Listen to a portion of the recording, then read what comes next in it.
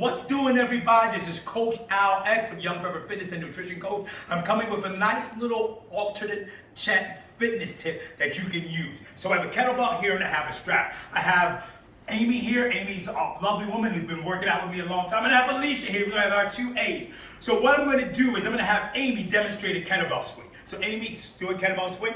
Good. Now, notice the hips and everything like that, up and back, good. But stop for a minute. What if you're having a difficulty with your back, you can't do kettlebell, or even worse, you don't have a kettlebell? Alicia over here, she's got the long band. So I'm gonna have Alicia take the band and put it behind her back, between her arms. She's gonna put her arms right in the front as if she has a kettlebell.